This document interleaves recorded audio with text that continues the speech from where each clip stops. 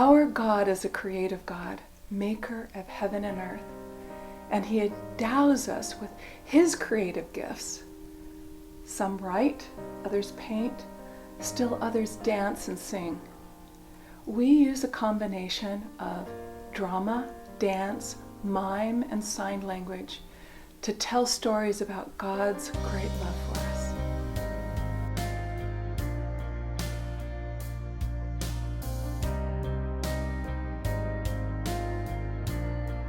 Both of my parents were in show business. My father was a manager and a producer, and my mother was a professional dancer. After I completed my training, I became a professional repertory theater actress. I continued with the rigorous 12 to 14-hour work days in repertory theater 3 years after I became a Christian. But in January 1975, I joined a ministry called Hollywood Free Theater. People would come and see a play and learn of God's great love for them and come to an eternal relationship with their Creator right there in the theater. It was a very exciting time. In the late 70s, I went to Britain to be in a Christian musical for 6 months and ended up taking over as director.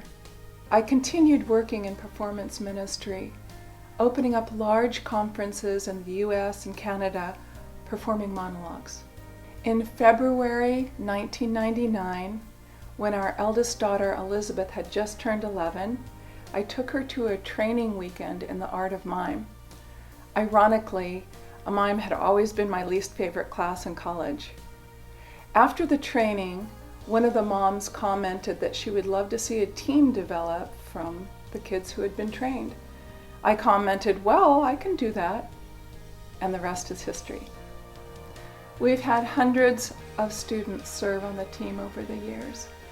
It's been exciting to see them grow and mature and continue to serve the Lord even after they've retired from the team. We've had 5 assistant directors on the team. At first, for a number of years, I directed alone. But then I felt like we needed to have an opportunity for team leaders who had a gifting for leadership. All of them continue to serve the Lord today. I'm Cami Miner. I've been involved with Youth in Action for the past 14 or so years. When I joined, I was about 11 and I had no natural talent whatsoever. But I kept going, and just because I loved it. That was really the only reason. Eventually, Christine asked me to become a member of the student leadership team, and I did that for several years until she asked me to become assistant director under her, and I've also done that for the past few years. What I love about being on YA is the fellowship and the friendships I've made, that we get to grow closer to God together through doing ministry and doing outreach and seeing people saved.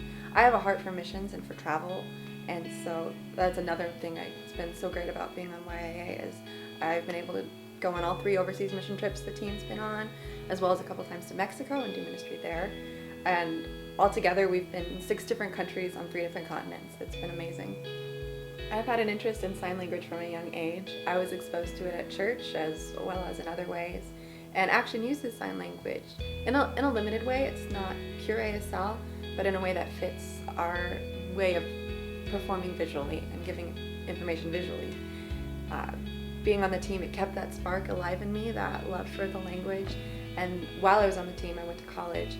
First, I went to Mesa and I got an associate's in interpreting, and then I got my bachelor's degree at UCSD in linguistics and ASL.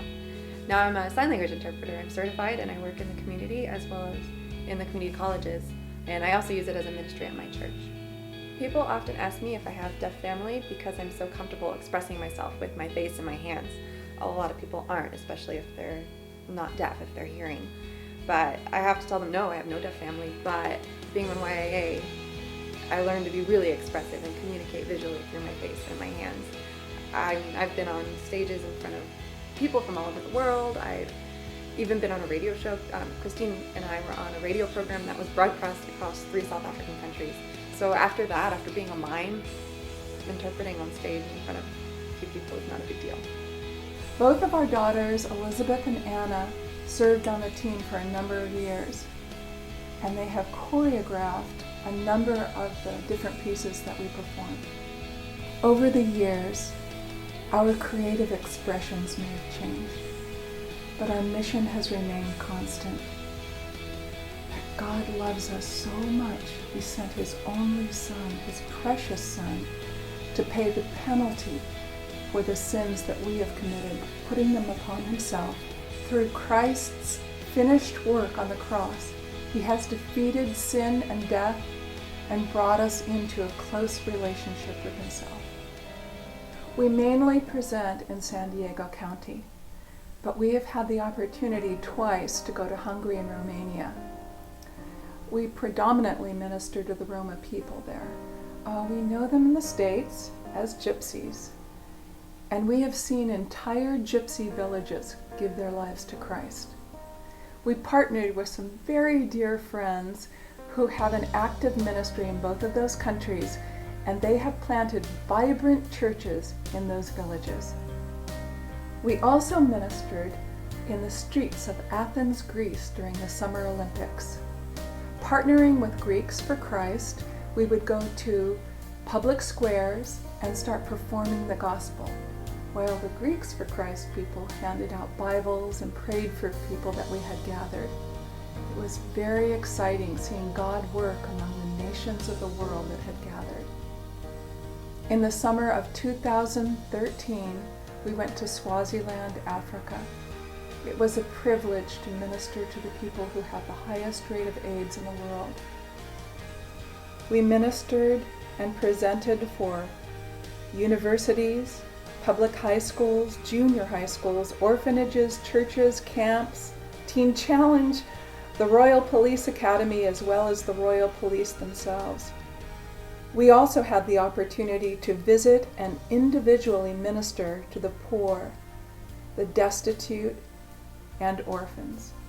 We were overwhelmed by the enthusiasm of the people. On one day alone, over 1,000 people gave their lives to Christ. Thousands of people became Christians by our visit to Swaziland. We live in San Diego, California, so of course we've been to Mexico a number of times.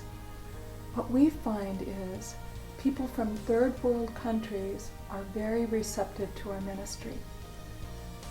Basically, we tell stories. A number of these people have never seen television or a film. We bring the gospel to life. We've had pastors ask groups of people, "How come you gave your life to Christ after Youth in Action presented and not after I shared a sermon with you?" And frequently their answer is something like, "Well, Pastor, you told us about Jesus, but we saw Him come to life. We understand now and want to give our lives to Him."